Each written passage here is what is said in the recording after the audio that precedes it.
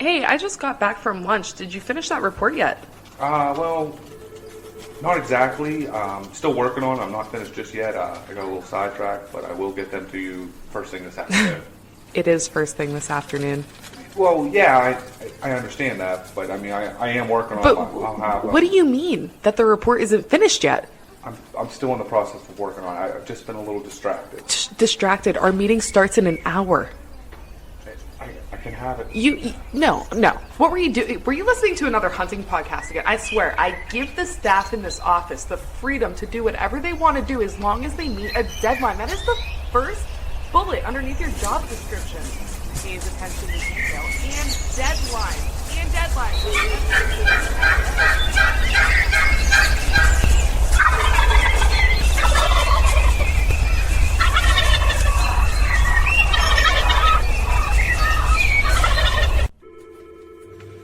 Dude, are you even listening to me right now?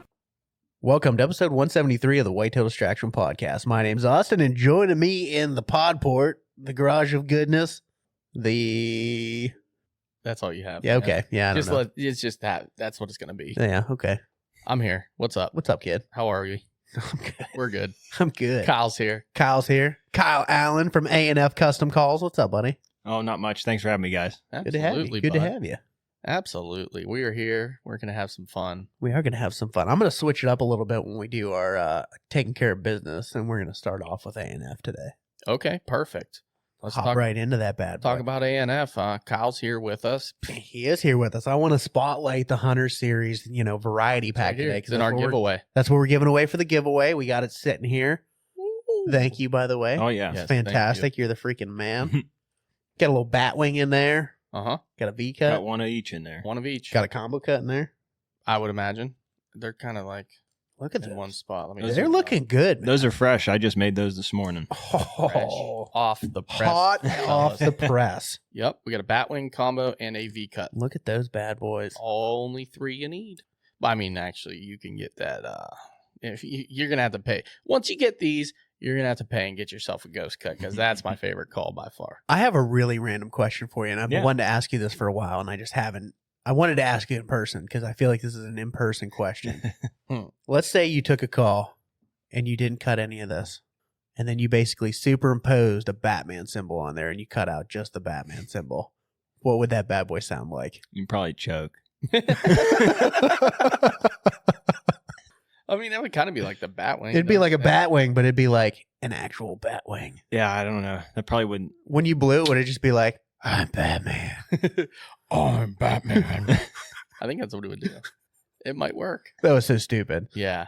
I that's okay. had to throw that out there. Have you really been saving that question for that long? No, I just came up with that on the spot. Okay. It popped in my mind, and I was like, man, what if it was like a Batman symbol for the cut?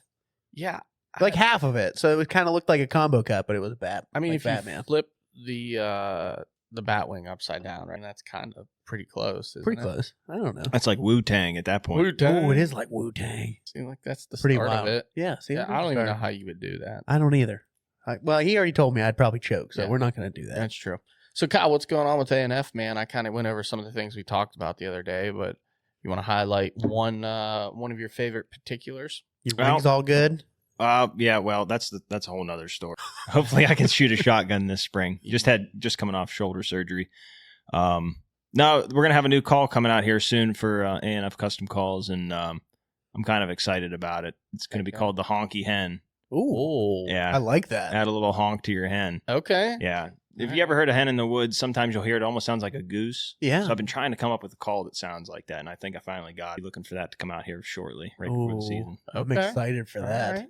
You'll see an Cool. order from Oh, yeah. Austino over here. Yeah. That'll be unique. Yeah. Will. For sure. Separate you. That's what. Because I know that every hunter has heard the hen I'm talking about, Mhm. and as soon as you hear the word honk, you know what that hen sounds like. Yeah. And it almost sounds like a guy. Sometimes you're like, oh, that's a guy down in there. It's some old hen, just Damn. got a unique voice. I usually attribute the guy to the old box call bandit. Oh man. We all know that guy. We ran into that guy. More than once, and in Ohio more than once. Yes, sir. Yes, sir. Unfortunately. Another thing, I also just got a camera, so I'm going to start doing a little filming. I've never done it. I've hunted with Chad Claycomb and Claycomb Outdoors, but Yep. I feel like it's something I could add to the brand. You did enough Absolutely. turkey hunting. I think it makes sense. Oh yeah, not even only turkey hunting, deer, bear. Yep. Mm-hmm. Like to add it all in. Yeah, I like that you're starting to post some of your videos too of you calling on your calls and kind of highlighting and showing how they can be ran. Yeah. Yep. That's awesome. We shared one the other day, and it's Yeah, like- it sounded nasty. I love it, man. Like some of your Lost 10 stuff, your key runs, like that's just so good. I've literally could not count how many turkeys I've seen killed over an ANF call. And I attribute it to like they are very unique sounding. Oh, They I really ran out are. of fingers a while ago. Yeah. I've ran out of fingers, toes, tongues, left ears, like a long time ago counting, in a season.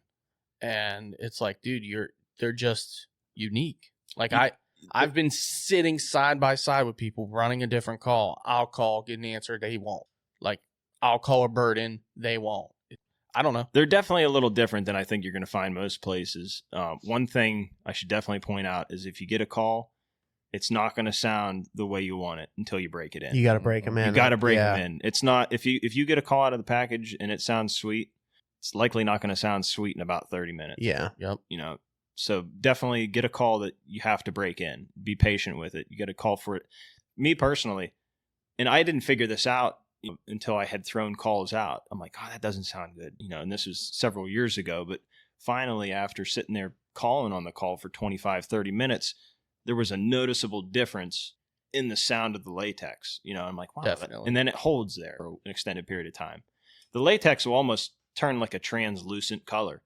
It's dyed and everything. The latexes are different colors, but you'll notice the latex will get translucent looking. Mm-hmm. And at that point, that's when it's starting to break in.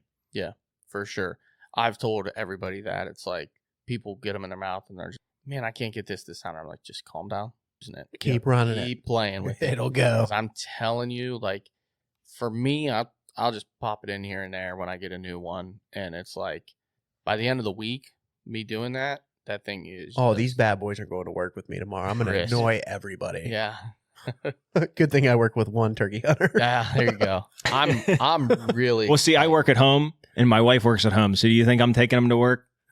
No. No. Yeah. Yeah. Luckily, I'm working at home by myself, and I have plenty of time to just crank on that thing and annoy the shit out of the dogs. That's Nice. about it. I feel bad sometimes because it just echoes through the house. It's all good. It's all good.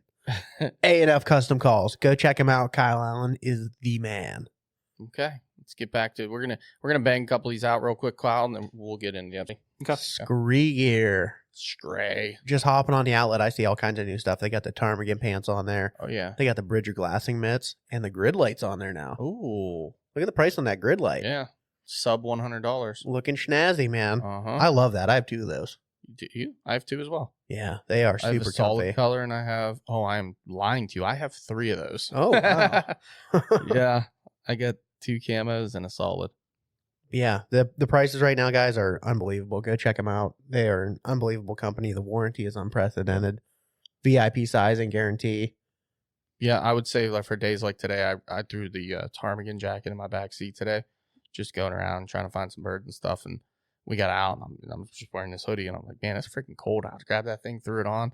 We start driving around, and I'm just stripping it back off because it was so damn warm. Oh yeah, yep. It's perfect for days like today, though. If you're gonna be outside and it's cold like this, throw that thing on, you'll be fine. WDP 20% off your first purchase. There you go. There you go. Yeah. VIP archery. VIP. Oh, what you got there? Highlighting the combat vet again, man. Okay. It's just hard to get away from this bad boy. I know you've been running the Commander a little bit recently, but Yeah, I can't still- get away from that combat vet. I still got them. Don't worry. Unbelievable broadhead Not for giving up on $30, man. I'm gonna get me probably 3 new ones this year. I am too. I am too. I gotta re up on some for sure. And I got a bunch of replacement blades too, though I haven't used at all. Yeah. I So, mean, you really run into very few situations where you need them. I would totally agree. So that's nice about them. The one thing that I have to highlight about these broadheads, I mean, it's Mhm. just, I say it every week. Freddy Krueger blood, Yeah, dude. there it is. There it is. Unreal. Made in America by veterans. Oh, man. How can you complain about that? If you're un-American, that's all. Yeah, if you're communist or ISIS. What you got there? Back 40 Seco. Back 40 Seco. And I wanted to kind of like spotlight the clover Nice. blend a little bit. The B40 clover blend. Okay. I like it. 3 different kinds of clovers in there. It's anchored by Ladino clover. Unreal stuff, man. Yeah. I mean, clover is king, right? Clover is king. That's the So- biggest thing. I love it. I put clover in everywhere, basically. If you're into frost eating, now's the time to start getting your stuff and getting it out there. Tonight would have been ideal. It would have. Tomorrow it's supposed to warm up about 60 degrees. Tonight it's probably in the 20s. Tonight would have been ideal. I would agree. Yeah. Sorry, guys. If you missed it, just do the extra work in the spring and get some. Absolutely. And we will be doing our drawing this week, I believe. Oh, shit. When is that? Wow. Is that this episode? Well, technically it's supposed to be on this episode. Yeah, we're not prepared for that, No. but we'll drop it. We'll draw it on Thursday, We'll I draw it believe. on Thursday. For Friday. Thursday? Well, no, we're drawing on Friday. We're drawing on Friday. Okay. Yes. Well, we'll draw it on Friday. It'll Yep, be great. we'll draw the winners on Friday. And that's it Damn, for business. That snuck up on me. It did. Where's the days go? I don't know. It's almost turkey season, though. That's always a good thing. Well, that's why Kyle's here. That is why Kyle's here. Yeah, he's our turkey guy. Resident turkey. turkey guy. Another turkey. Well, he moved away and went to the land of big deer and shit. That's true. The flat, The flat. as I call it. Yeah. It probably is super flat out there, huh? I bought the only cliff in the whole county. Yeah. Nice. I tease my wife. I say it's really flat over here than what I'm used to. It's not that flat. There's a hill. That's Flatlander. funny. Well, what's up, man? What's new? Just had shoulder surgery. Yeah. Made sure that I had that done in time for spring turkey. Yeah. What do you think? If you can't shoot a shotgun, what are you gonna do? You gonna learn I got another lefty or- shoulder. I Yeah. was gonna say you can learn lefty. I got a So- 410 you can shoot. Well, I'm using a True. 20 gauge. I just bought a 20 gauge last year, Yeah. and that should be fine. I think if I need to, it shouldn't be hard. I went out with a friend of mine 2 years ago, right after his shoulder, and he probably shouldn't have been shooting on that shoulder, but he did. He shot a bird in front of me with it. He said it hurt like hell, but it was worth every second. Well, there you go. Yeah, he was post op, but what he was thinking about was the same thing. He was going to try to either do a couple things. One, try to shoot left-handed, or two, he was going to switch to like a crossbow or something and try Yeah. to shoot him that way, which, is what it is. I don't know. Yeah, I don't know. I don't want to be in that predicament. Shooting with a crossbow is really hard. Especially if you're hunting in PA in the woods. If you're not hunting in a field, you got to worry about little saplings and stuff. Which A lot you're of shooting a saplings. shotgun. You got 300 BBs going Yeah. down range, not one arrow. Yeah. So, Yeah. I've shot at a bird one time left-handed and I thought I was better than I was. And I missed 100%. That Mhm. bird was probably a lot farther away. The weird thing was, like, if you don't practice, you really don't know how to aim. Just think Yeah. about trying to aim with your left eye instead of your right eye. And then you're here. And then the trigger pull with your left hand compared to your right. Like, you're a lot more ambidextrous. Yeah. Like, you hit left-handed, you threw right-handed, right? You can do a little bit of both, obviously, way better than I can. I'm very right-handed, strong, dominant, other than playing pool. It's the That's only thing I funny, do left-handed. Because I throw left-handed and I hit right-handed. Yeah. Well, let me. That's let me- let uncommon. me- Well, that's not that uncommon. Izzo did that. I bat left, golf right, play hockey left. Yeah, Throw right. that doesn't Interesting. make any sense. at all. Interesting. Wow. Not that I play hockey, but when I was little, Right, I used no, I get it. left-handed Yeah. stick. Absolutely. Yeah, that's weird. Super Yeah. different. Yeah. Yeah. That's so weird. So, like, for you, I'm guessing you could pick up on it a lot quicker. Well, that and I'm shooting a pattern that's probably 14 inches, which will help your aim anyway. Yeah. so- True. What are you running for shells these days? Are you shooting the TSS? Are you on the TSS train? I did out of the 20 gauge. Yeah. Out of the 12 gauge, I just run number 4s. Yeah. lead. Yeah. I'm probably going to be joining you there with the 20 gauge action. I've been looking at a single shot 20 gauge for a while now, and I'm probably going to run the Federal TSS out of it. What do you use? That shot number 9s or because 7. I use 7. okay, so they had 7s on sale, and I was going to go with that. They do blends too. I They know. do. I mean, Like it depends 7, on where 8, you get 9. them from. They have 7s, they have 8s, they have 9s, 9.5s. Hmm. It really depends on what your gun likes. I was going to but go with the 7. If the doctor says I can, I would like to use my 12 gauge because this will be the 5th Grand Slam I get, and I'd love to use one of the shells my grandpa gave me. You probably don't remember them, the old Actives. Oh, like The whole it was a plastic hull, Mm-hmm. Was there? and I have 4 left. The very first longbeard I ever killed when I was 12, I used one of those shells. He gave me 5 of them, so I got 4 left. And what color is it? It's red. It's Red. just the whole red. Yep. Is it Can't- high brass? There's no brass. What? It's just one solid piece of plastic. I don't know what Active. you're talking about then. Yeah, Kent Cartridge bought them out, and they own the patent, but they don't sell it. So the thing with actives was, in a 3-inch shell, you had 2 1/4 ounces of shot. Wow. So nobody else was doing that. That's a Right. 3.5 shell now. Yeah. Right. Yeah. But this was in a 3-inch 3-inch. shell. So back in the 90s, my dad and my great uncle and all them guys, that's all they used was actives. Yeah, I mean, No you kidding. couldn't shoot 3.5 back then, right? Guns couldn't hold. Yeah, no, 3.5. they didn't have Like, a 3.5. Most of those guns back then were 2 3/4. Maybe a 10 gauge was 3.5. Maybe. I don't even know if yeah, they were. I think yeah, they were. 10 gauges. Maybe. I'm pretty sure. Not initially. Yeah. but yeah. That's crazy. That is pretty wild. But anyway, I'd like to use one of them. Yeah. If I could use my 1187, I Mhm. will. But I don't know if my shoulder is going to permit that. It might Dude, not that like it. beat- It's going to be angry. That shit'll beat you up for sure. You don't want to have to redo that again. Right. But I mean, in the bad part is you did your labrum, which is like Well, the labrum, they actually told me the labrum's the best thing, especially since I want to get back to playing baseball right. recreationally. They said labrum is the best thing you could have done. Ooh. But I couldn't pull I bought a longbow last summer, Mm. and I had intentions of practicing all summer and learning how to shoot it and then hunting with it. I shot 10 shots, and by the 11th, I couldn't even pull the bow. No Mm. kidding. Yeah. Wow. Yeah. I knew something was wrong, so then I Yeah. waited until this January and saw the surgeon, and Got it chopped up. yep, we're all fixed. We're all fixed. You have to let me know how that goes overall, because man, I've been really contemplating for about 5 years. Yeah, you've needed to. I screwed mine up junior year of college. I remember that. Yep, bad, and hasn't been since. And then the doctor then told me it'll never be good again until you get it fixed. Yeah. Whatever. You can live with it, but Yeah, Maybe just think sucks. about that. The last like 3 nights I've been trying to sleep, and it's just been painful for no reason at all, because it's baseball season again, so you're starting to get a little more active with it and swinging the bat, and it's like trying to play softball and do all the things. Dude, trying to change a light bulb is probably the most freaking taxing task you can do with a labrum. Unbelievable, man. Dude, trying to get above the shoulder, like when I raise my arm, it stops right here. Yeah. It will not go higher until I pop it like that and get it up higher. But it's just That's that. Wow. bad. Wow. Is your shit grinding? it was. There was Yeah. cartilage in there, though. He sucked out, so that was Yeah. probably the grinding. Yeah. Do you use a Dyson? I wasn't. I don't know I if wasn't they're brand with- specific. I wasn't there mentally. Yeah, your physical being Yeah. was there, but you weren't there. Yeah. Oh, man. All right, we'll get back on track. We got to talk some turkey. So you mentioned the Grand Slam as well. You're talking about your 5th Grand Slam. For those that don't know, that's a Pennsylvania Grand Slam as well, right, Kyle? Yep, that's a fall turkey, a buck, a bear, and a spring turkey. Not easy thing to accomplish No. in our state. There's a reason they call it the Grand Slam.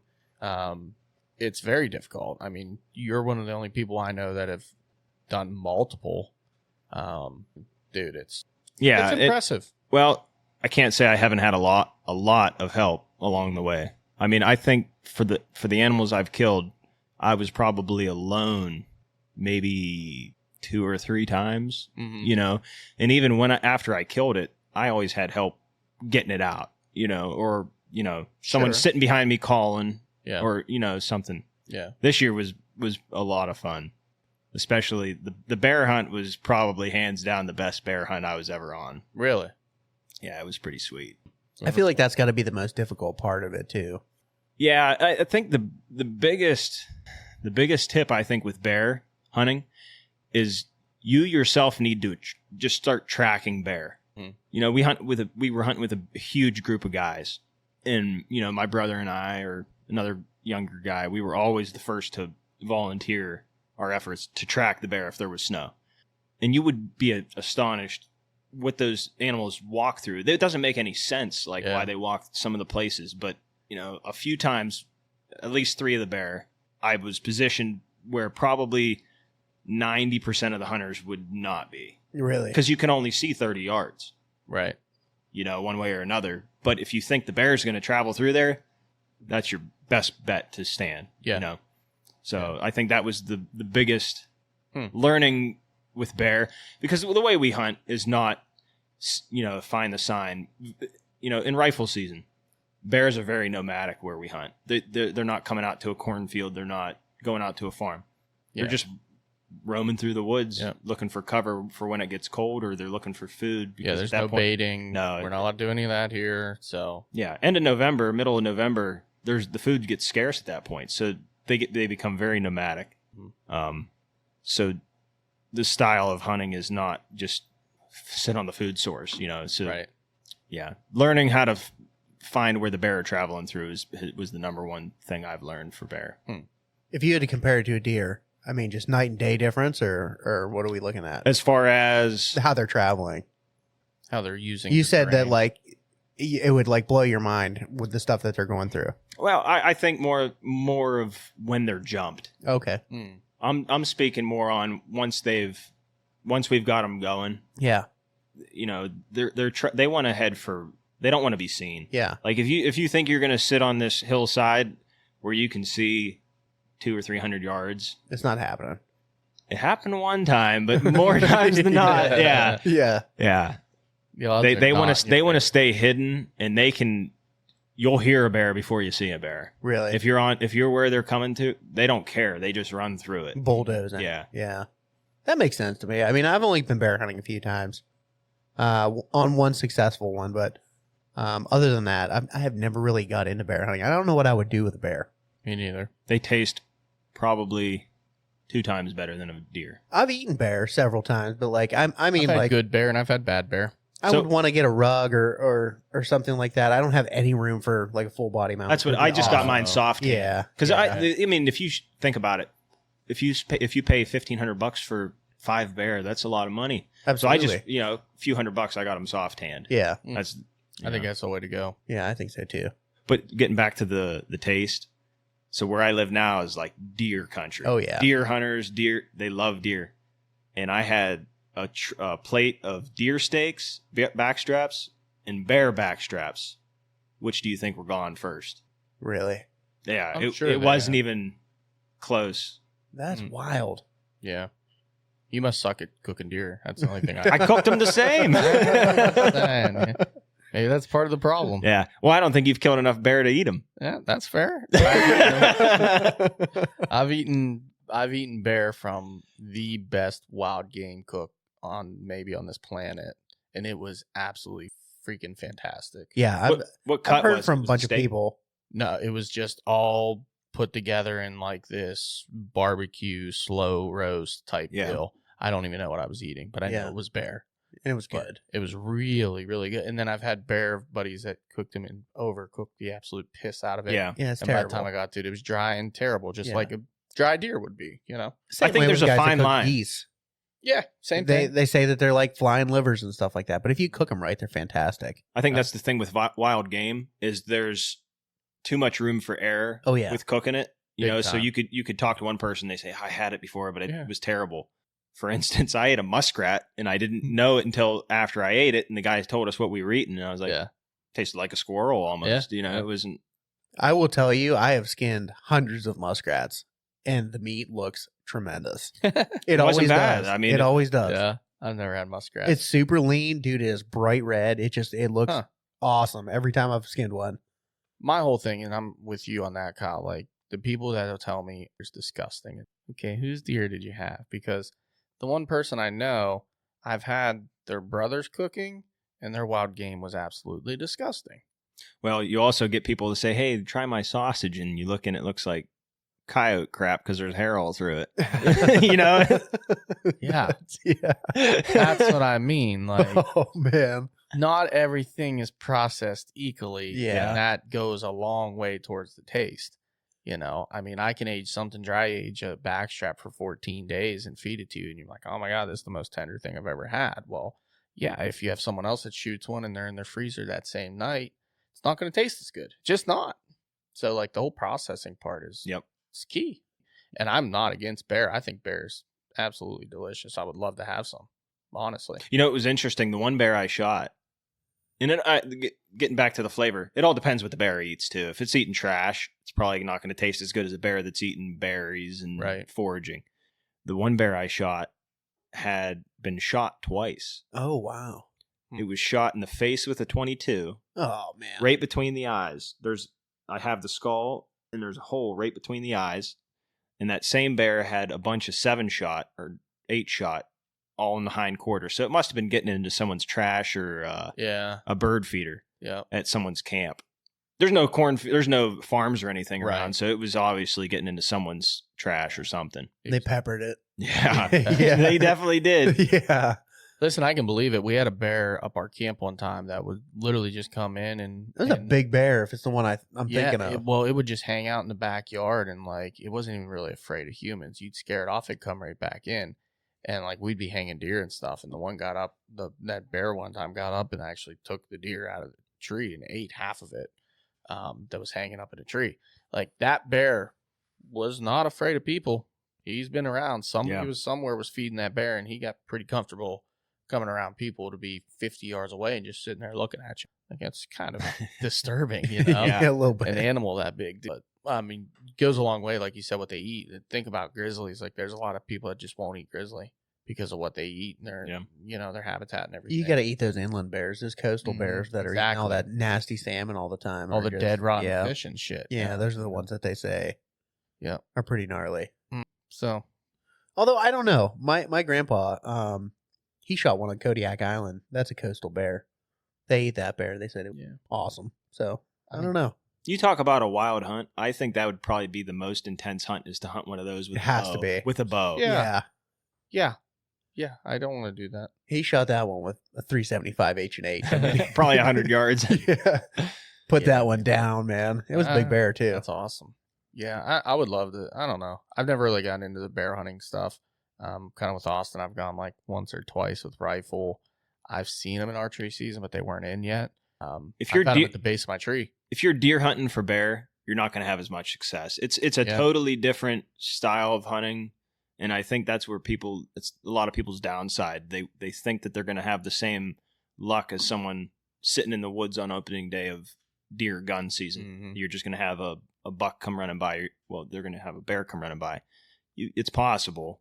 But if you're going to do that, you need to hunt around places where you know people are going to push thickets and stuff. Right. Absolutely. Other than that, to see a bear just aimlessly walking through the woods at that time of year, you got luck. Like you're getting lucky doing that. Yeah. It happens every year, but it's a numbers game at that point. Right. It is. I mean, it's definitely possible. It's not impossible. But it's not. If you wanted to kill a bear archery season, you're increasing your odds if you hunt with a group of guys. Yes. No doubt. No doubt about it. Yeah. Yeah, I would totally agree. Yeah, I mean, I think about it every year when we go up to the camp and it's beginning archery season here and bear's not in yet. Like the first day this year, I had 4 bears walk past me at 20 yards this year. Mama and 3 big-ass cubs. And scared the living piss out of me, mind you. You were on the ground. I was on the ground hunting. Yeah, in a slash. And they walked right past. It was unnerving. But like, you'll see them and we'll have encounters. Like we saw like 6 bears that day between all of our group. And you'll see them, and then all of a sudden it's like bear season comes in. It's like gone. You don't see them anymore. No. Once the food is gone, they have no reason to be walking around the way they. They're trying to conserve fats, conserve energy, so they're moving. Yeah, that and like people are starting to disturb the habitat. People are in there hunting. They're leaving a lot of scent. Bears pick up on that shit and don't deal with it anywhere near as much as like deer. It's kind of like Kyle said too. They're super nomadic too. It's not like they have. I mean, I'm sure they do have sort of a core range at some point, but their core range, I believe, is miles. It's huge. I'm telling you, I've tracked so many bear, and I've covered 10 or 11 miles in a day. Mm-hmm. It probably took me 2 or 3 miles to jump it. Yeah, and once I jump it, it just checks out, and like guys are trying to get out in front of. Good luck. Yeah. Well, hey, really nice, hard hitting bear talk, but let's move on. No, it's interesting because we haven't had any real bear talk on here yet. No, you're right. Yeah. You're absolutely right. Good. So you're after the Grand Slam. You've gotten your bear. You got your buck. You have your fall turkey. Now you need a spring turkey. Yep. How you gonna do it? Up to camp. Oh, you know it. Yeah. My wife's going out of town, of course, for 2 weeks in May. Wow. So you're a lucky man. Well, I have a son who's and all those 10 months old. Yeah. He'll be 11 months in May. So that kid has grandparents, dude. Well, that's what Grandma Lori's going to be watching him at camp. There you go. I'm going to go out and hopefully get my 5th Grand Slam. Yeah. But yeah, I got the camera because I think it's going to be, it's pretty special because, I got my grandpa still coming up to camp and hunting, actively hunting. Mm-hmm. I got my dad, my brothers, and now I could have my son up there and, just to share it with, that memory with everyone. Because Absolutely. I've been, like I said, I was with all these guys for, different stages of all these Grand Slam hunts. Mm-hmm. So it'll be cool to capture it all. Bring on the film generations together. Exactly. And do that, Yep. Yeah. That's going to be freaking badass. Especially with like your grandpa there, like you said. And if you guys haven't seen him on some of the hunts with Kyle and Chad, those are some of my favorites. You know what? This fall, I saw, and if someone told me this story, there's no way I'd believe it. But we were fall turkey hunting, and I saw this flock cross one of these gas well roads. So my dad had my dog, Lloyd, the turkey dog. Yeah. So I send Lloyd up in there, and he busts them up, and they come running out. Well, Grandpa's standing on the one. It's like these. You can shoot down these roads. They're not forest road or gas well road. So Grandpa's standing there with my dad, and I'm standing down another end to see if they come this way. And I know my grandpa's going to shoot one on the jump here, so I'm watching him. And my dad sees the turkeys come out on the road, and my grandpa's looking at the GPS trying to see where the dog's at. And my dad goes, "They're right there on the road. Shoot them." Grandpa lets the GPS fall, and he looks up, and he's got this long ass 1100. You know those old 1100s, 3-inch mag only. So this gun's like 30 some inches long, and he pulls the gun up and he shoots again, and then I see him like scurry down this trail, and my dad turns down to me and he goes, "He just shot this effing turkey at 100 yards," and I'm like, "There's no way." I'm thinking maybe it's like 50 or 60 yards. So I get down to where they were standing, and I have a rangefinder in my pocket. Guess how far away he was? 82. 94 yards. Whoa. He was using a 3-inch mag, number 4 lead, and he killed it. And if someone told me that story, I'd tell them they were full of it. But I was there and witnessed it, and it was the most remarkable thing. And what made it even funnier was he always tells this story about how he shot this bird at 90-some steps back in like the late 80s or early 90s. No, and it was always just this mythical tale. Yeah. And I freaking witnessed it this fall, and I was like, that's unbelievable. Dude, that's that 30+ inch Yeah. barrel, man. That's I don't know. Yeah. He must have been aimed high on that second Yeah. shot because it Yeah. was remarkable. Did he stone it, or did it just like? Yeah, it was dead. No kidding. I walked down there, and there was a BB through the eyeball. That's wild. Did he? Did he even know what the range was? Like, he had any idea? He just saw. He knew turkeys and that pulled up. gun could do that. Apparently, He knew there was a turkey there, and he just plastered it. My man, that's awesome. I've almost. his vision ain't like you and I's. So, 100%. but he knew it was a turkey, and he's a good hunter, and he knew that. Saw it on. The Hey, I road. could probably get that at that range. Jesus, That's wild. that's real. I've killed him there away. before. I could do it again. That's probably what he said. That's probably what he did. That's so cool. Yeah, it was. It was pretty sweet. And I actually videoed it. I got my phone out and I stepped it off, and you can watch me step it off. And he's holding the turkey, and the turkey's flopping, and yeah, it was sweet. That's awesome. Good for him, man. Yeah, what a madman! What an absolute madman! Yeah, like Lot of- you said though, like with the hunts with Chad though. I mean, Yeah. we've got some great videos on Chad's channel with my grandpa and the gun. Yeah, for Some of the sure. best.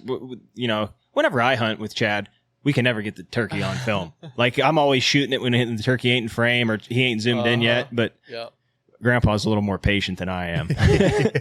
you had that bent barrel that year or two also in a row. We won't talk about Which that. year?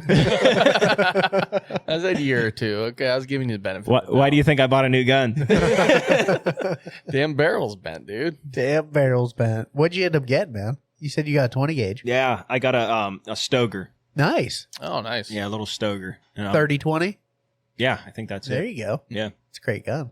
It is. It's nice and light. Yeah. That 1187 I got, I picked it up the other day, and it's substantially heavier. Oh, yeah, it would be. Yeah. And especially if I'm going to start trying to film a little bit, Oh, yeah. I'm sure my back and shoulders are going to appreciate the Oh, yeah. lighter gun. Weight savings are huge when you're trying to film. There's nothing, especially like, there's really nothing worse than carrying a damn camera around with you a lot of times because that shit gets heavy. But then you have a heavy gun on the other side. It's like, well, I'm sure too. It's going to change the way I hunt. You know, I'm used to just, I'm pretty much go where I need to go now, and you're not going to be able to do that if you got to fold up a tripod and change batteries out and change cards or. Do you watch any of the Bayside Legion? Yeah, so I would recommend watching them guys because they're on the go turkey hunters. That film, yeah, and dude, like 8 out of 10 times they're leaving the big camera there at the tree, filming them. They got the GoPro on their shoulder and a gun camera, and they just go. Yeah, they leave that's it probably behind what. And they go and they kill the bird.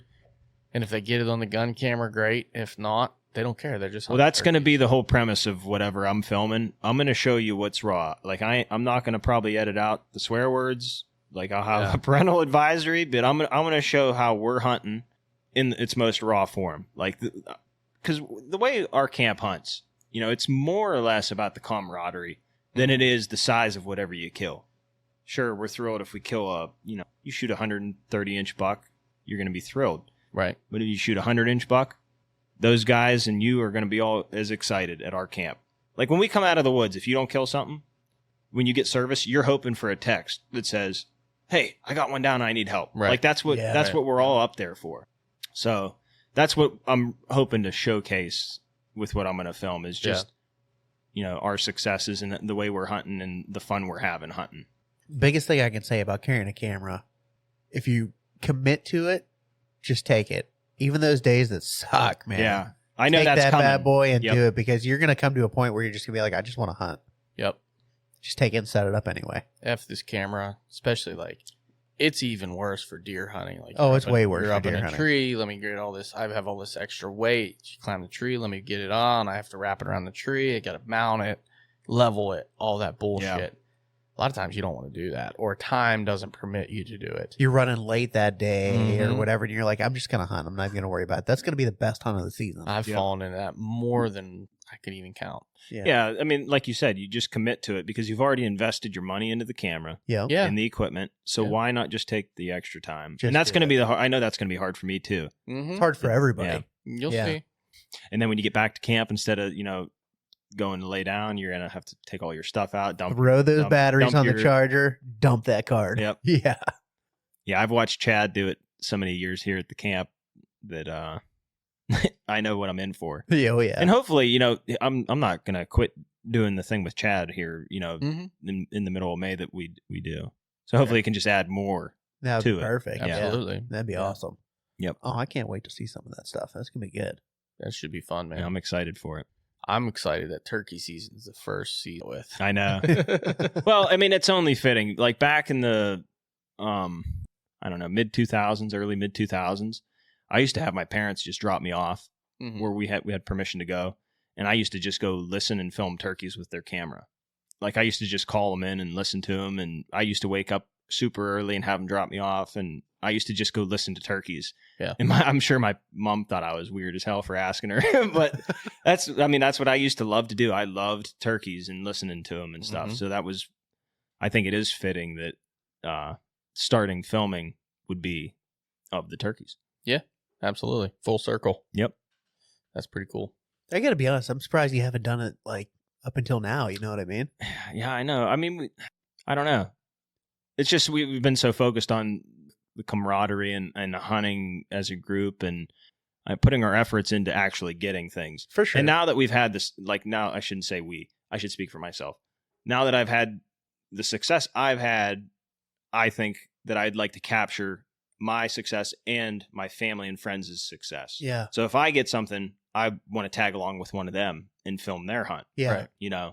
So yeah, like you said, I am surprised I haven't had the urge to, but all of a sudden I don't know, I've felt this desire to want to do that. Yeah. I like it, man. I mean, I think it's going to turn out great. I just, in the back of my mind, like, especially with that camaraderie, I'm just thinking like, I would want to have that. And now you're starting and you're going to have it and it's going to be awesome. You're going to be able to show your son and Yeah. Mm-hmm. it's going to be great. You know what I think really hooked me, and I don't think my dad even knows this, but he showed us this. He used to take this VHS recorder humongous. Yeah. And back in the early 90s, late 80s, early 90s, he and my great uncle and a bunch of other relatives used to stay at a camp, and they used to take a week off and spring turkey hunt. Really? Much like what I do now with my dad and great uncle, same great uncle, and my grandpa, and but they used to do this back in the 90s. And every time he'd go up there, he would have this VHS camera, and he would just record the interactions at the camp. That's So he would just leave it running, and those are some of the best videos sure. that we have. We never filmed hunts, but he used to just film what was going on at the camp. Guys coming back in and whatnot. Shooting guns and just BSing around the fire, having a few beers in the middle of the day, because you can only hunt till noon. So then you just get back to the camp, and whether you want to go trout fishing or whatever. But watching some of that and watching them go scouting, listening for birds and stuff, they would take that VHS camera. Like, that was pretty cool. And I think seeing that when I was 11 years old or 12 years old, like, that was kind of like, it put you in a good mentality, I think, to see what your future of hunting could be. Totally. That's awesome. Yeah. It's going to be great, man. Yeah. Like, I understand what you're saying too. Like, whenever you get into that camaraderie, and like, there's so many times it's like, man, I should have recorded that, or I should have done that, Yep. But some of the best moments that you want to relive, especially with family, Yep. is out hunting. And if you don't record it, that just becomes a memory in your own head. It's a tale that you'll tell. You're going to have Yep. that story, and that story is going to get told every year at camp, or every other year at camp. But now that you say that, after I killed this bear this year, I know we're getting back to bear, but I had the wherewithal to pull my phone out, and as soon as I shot the bear and it went down, I pulled my phone out and recorded from that point until we walked down to the bear. So You got that it's like reaction an and 8 everything. minute. So you got me standing there. The bear does the death moan.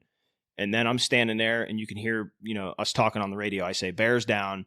And then my dad comes walking down the road, and you get the interaction with me and him high-fiving and stuff. And then we're waiting on my grandpa and my little brother to come walking down the road. You get that interaction.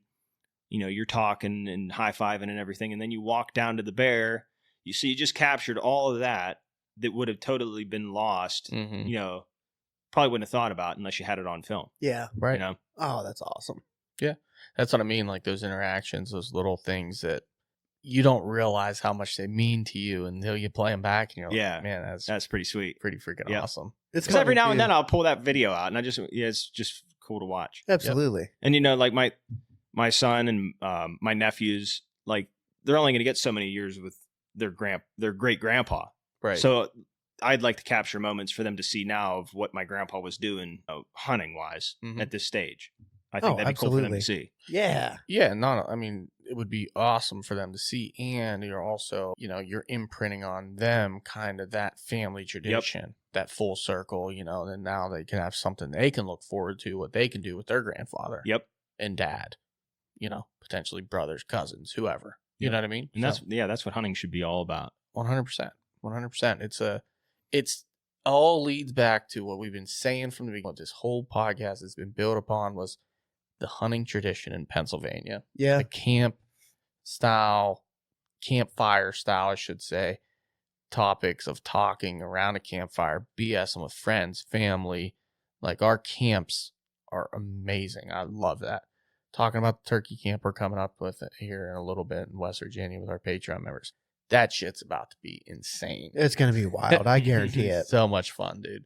Like, so much fun, because we bring that camp traditional, feel to it wherever we go, whatever we do, because we grew up with it. Yep. We're fortunate to have that. And there's guys there that never killed a bird. I mean, if they kill a bird, that's going to be dude. We had a couple celebration, man. I mean, I can't wait for that. It'll be That insane. that was. I know we're getting back to the bear thing, but the way it is at our camp, we had some guys that hadn't got a bear.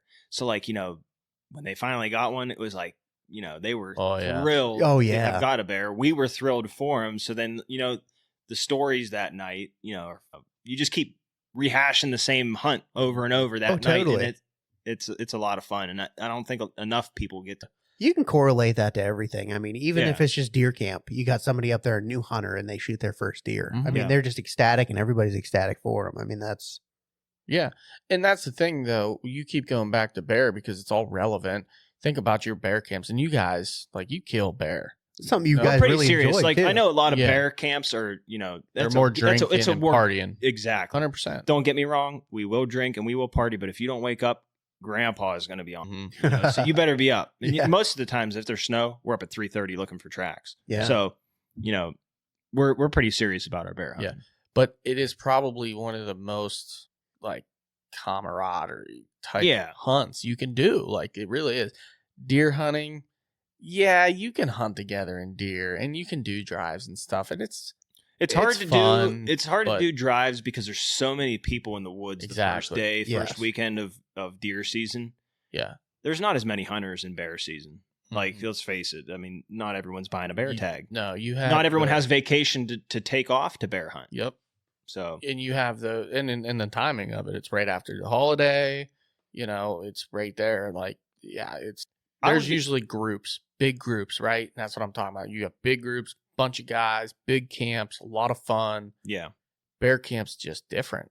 it is. And It is, in its and own I way. think Pennsylvania doesn't get enough publicity for their bear season. Like it is, it's probably one of the best seasons there are in the state. Is that rifle week? Mhm. And that's how it used to be before the muzzleloader, before the archery. You used to have 3 days to kill a bear, Yep. Yeah. That's it. and so like if you killed a bear during those 3 days, you did something. Yeah. Seriously. So, you know what? I'm going to dive back into this topic because we wanted to get in pressing some buttons and some some topics. How do you feel about the muzzleloader bear season as a serious? So what do you Bear mean? hunter. How do you? Can you? Yeah. Can you rephrase? How do you feel about it? How do you like, feel what are about your it? opinions on Are you for it? Are you against it? What's the pros and cons of that season? the pros? Are you're adding opportunity for Okay. people to hunt? Yeah. I think anytime you can add opportunity, it's a good thing for hunters. What about the animal? But making things easier for hunters is not always a good. And I think with the early season, I've never hunted it. My dad and grandpa and my brothers and good buddy, they hunt it, but I don't take the time off because I take a week in fall turkey season to Mhm. hunt. And I take a week in bear and I take deer season. So I choose not to take vacation that week. Yeah. But it's a great time to find where bear are feeding. So it definitely makes it easier for a solo hunter to go find and pattern where the bear are and kill it, which will make it obviously easier than hunting a nomadic bear. And then, I mean, to add on to that too, like, yeah, it's a muzzleloader season, but your grandpa can use a high-powered rifle. And he does. He's a Yep. senior hunter. Yep. So now he's extended 3 days of being able to hunt bear to another week, right? That season's a week long. Something like that. Yep. Yeah. Yeah, it's a week long, but I Week long. don't know if he can use the rifle every day or is it only the yeah. last few days? No, it's the It's whole every day. Mm-hmm. Yeah, I mean, I shouldn't say I have an opinion whether it stays or goes one way or another, but I do think that it has an effect. I mean, you definitely are going to have less bear come rifle season due to people finding the food source. Yeah. Have you seen the numbers of harvests since they've added that season? Yeah, it's decreased. And there was a biologist on one of the Facebook pages I follow, and he was talking about how you need to cut the population down for it to grow. Like he was explaining it, you want to cut the grass, to a certain length. But then my thought was, if you cut it to a certain length, why would you want to then cut it the next day? Right. Exactly. So that was my rebuttal. I didn't say it to him, but I'm thinking, if you cut it down to a number 2, why would you want to cut it to a 1 the next day? Yeah. Yeah. But I mean, that's besides the point. Yeah. I mean, I think to what you asked, I think it's definitely adding opportunity to people who can't hunt the Mhm. later season, but it's an easier season to kill one. Yeah. That makes sense. Yeah. I don't.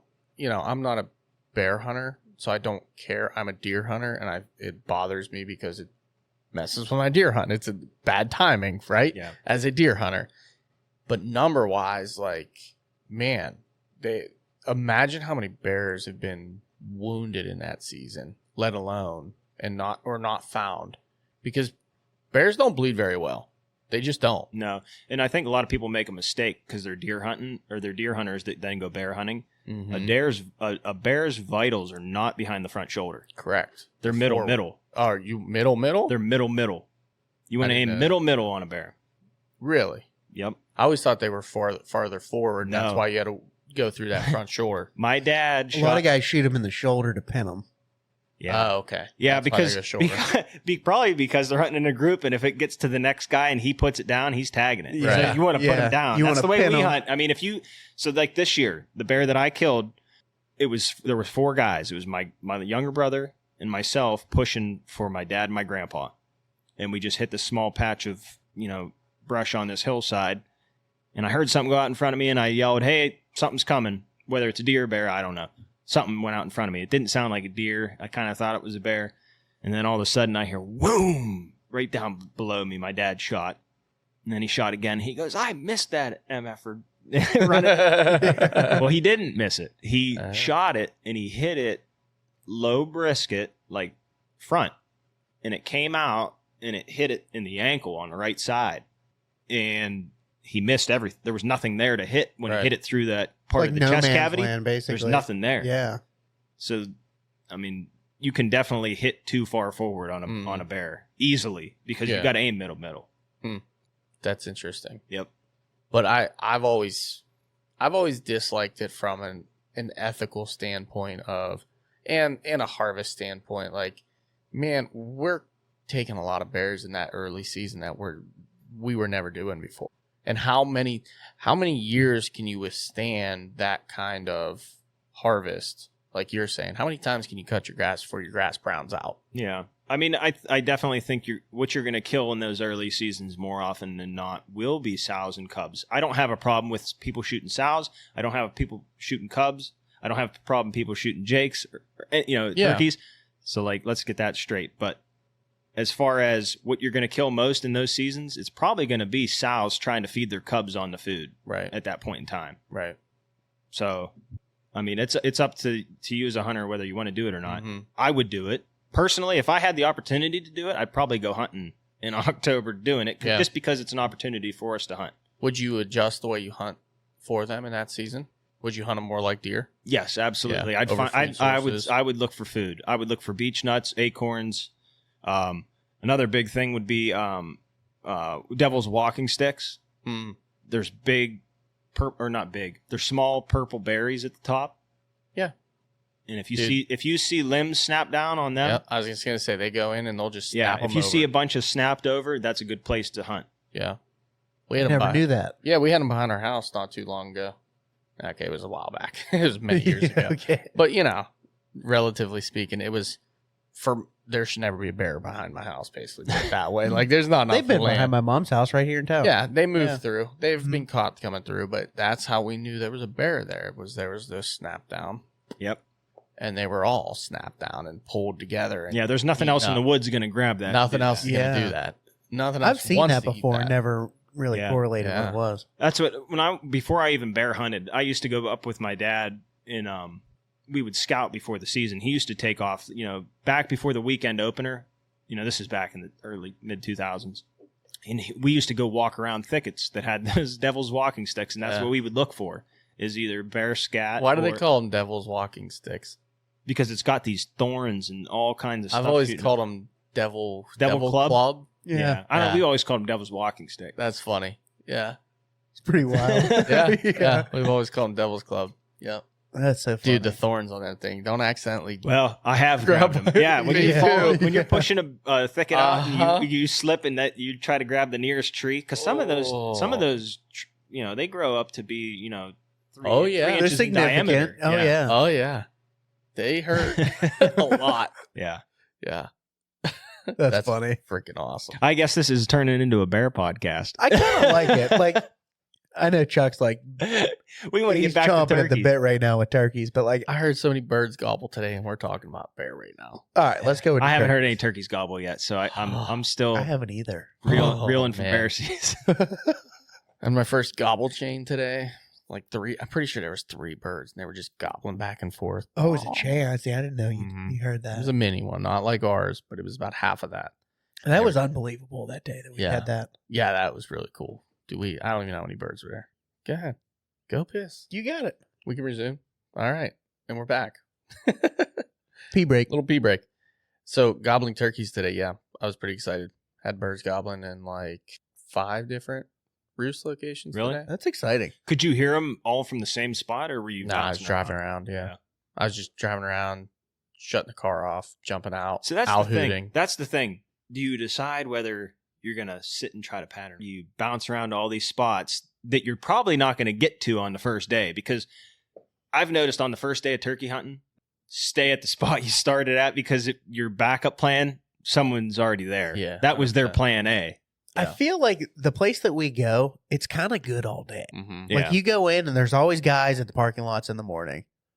You can like set your watch to 9:30. Those guys are going to be out. Most there. of them are gone. Most of them are gone. You can bounce around, and man, I don't care what spot you go to. At one point in the day, there's going to be birds there, no matter what. Yep. Yeah. Like I mean, it's absolutely insane. The first time I hunted down there, we hunted Right up until 10 different spots Yeah. before 2:00, and it was like 1 o'clock. 1:00. And we had birds all day. All day. We'd walk. We'd be on a bird.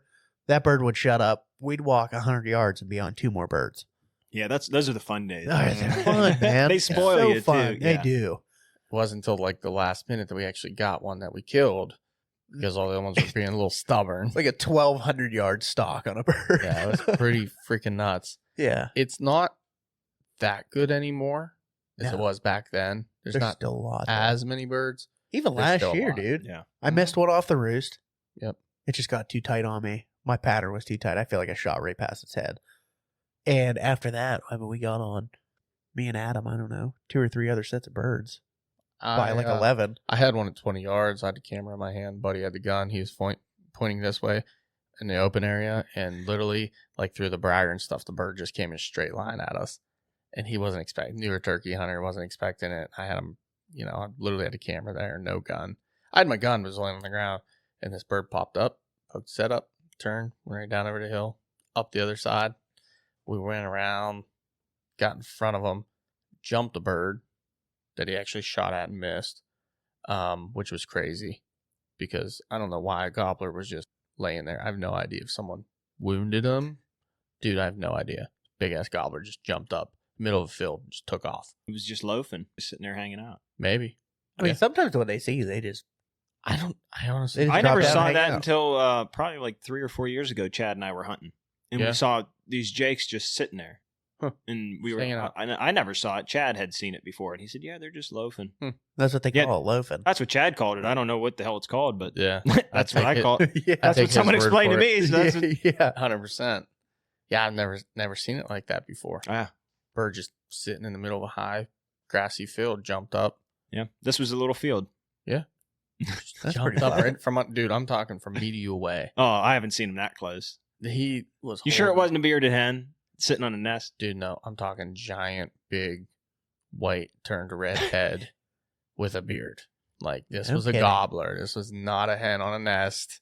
This was 100% a gobbler. I feel like any time I've seen them just like drop down, it's been like they've seen you or there was a coyote. Now, mind you, or we're something. They talking just horrible conditions. yeah. Windy, It wasn't windy, nasty, yeah. like something you could easily sneak up on a bird in high grass. Yeah. And that's what it was. It was high, like patchy high grass. He could have Through just this been trying field. to get out of the wind. Probably never even knew we were there Yeah. until I got right up on him. We Yeah, we that's locked weird. eyes and that fucker jumped up, turned and took off. And again, my gun's over my shoulder. My buddy's there. I'm like, gobbler, shoot him. Bang, miss. Flies away. I'm like, damn it. But it's fun. Yeah. It's fun down there. It's definitely a spot where if I took your advice and hunted one spot all day long, probably would kill more birds. Probably, yeah. I've noticed that. I mean, you always hear, be patient, be patient. Well, I don't have patience. And hunting turkeys, like, you don't realize how many birds I leave that are gobbling, but they're not gobbling the way I want them to gobble. They're not Yeah. coming in. Hung up and just Yeah, like, so I'm yeah. just like, I'll leave them and I'll go to another spot and hopefully find a better one because I'd rather just walk around and try to strike a bird and hunt find them it. another day. Yeah, Yeah. exactly. Or later that morning. Yeah. But I've noticed with the amount of people turkey hunting now that most of the time the spot you want to go to next probably has a guy parked at it. Yep. And so, especially the first day of the season, Mhm. you're better just being patient, hang out. If you hear a bird, hunt the bird all day. Yeah. That would be my advice to anyone who's starting out new turkey hunting. If you hear a bird this only applies to the first day. Yeah. Hang out there on Yeah. on public land. If you got a Mhm. bunch of private land, obviously go bounce around. But if you got a spot on public that gets hunted pretty hard, just hang out there. It's funny because that's actually kind of how that played. Our first spot was a bust, like pure bust. And I didn't go to the second spot thinking people were going to be there. And when we left the first spot early, because there was some bird within a mile of us, we went to the second spot, nobody was there. I'm like, how is nobody hunting this right now? We need to go in there. And sure enough, we went in, struck one up with the crow call, and that was the one we had at like 20 yards. Yeah. And then if we had just stayed there, we'd been fine. But again, we started moving, chasing gobbles like Austin and I that day. I mean, we were chasing our tails all day long. All literally. day. It was like, okay, that bird shut up, but this one over here is gobbling. So we go towards that one. It would just kind of work off, and then another one would start gobbling. Literally, we saw the bird he ended up shooting from across the fields, like he said, like 1,200 yards away.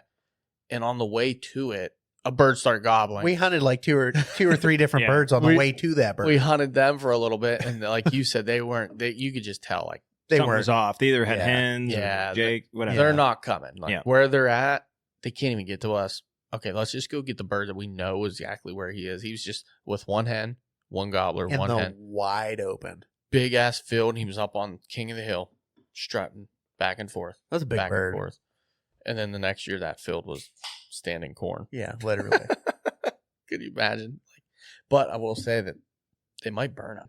that would do that place real good. Honestly, They burned a few years back. I've and heard it a was lot really about good. the burning in the South, and a lot of guys are complaining about the timing of when they're burning because it's burning some hens off of nests. So I don't know. I don't know enough about it, but I've heard a lot of guys in the do. South that I'm friends with on Facebook. I could complaining understand about that. I've learned and to listen to a lot. I've listened to a lot of biologists in the South that have debunked that. There's actually been nests that have survived burns in the South, but of all the burns they've done and all the documents that they've made, there's only been a handful of nests that have actually ever been lost. And that they found though. I mean, yeah, you but we're can't account talking like third nesting that shouldn't even been there. they do it late. You're saying late, like Yeah. June nesting. We're talking Oh. a bird that has re-nested multiple times that probably wouldn't have survived anyways. Well, Can I But- give you some perspective on survival of these turkeys? I've killed a bird in the fall that I guarantee you was born in July. oh, I'm sure. I've killed a bird in the fall that was no Yeah. bigger than the size of a pheasant. No shit. Dude, I swear to God. I mean, it looked like a pheasant. with the amount of time, like, Tasted great, by the way. I bet. with the amount of predation around here and how much, like, dude, I could imagine birds around here nesting 2-3 times easy. Oh, absolutely. Consistently. Yeah. 2 or 3 times. But the study shows that the burn over time will have such a greater effect than losing a nest or two a Yeah. year, that overall, like, what it does It is creates better habitat. so much better. And it reduces predators. We talked about it on one of the episodes previously. I was listening to Wild Turkey Science podcast. One of the if you're really into it, you would love that podcast. Those guys, What's it called? Wild Turkey Science podcast.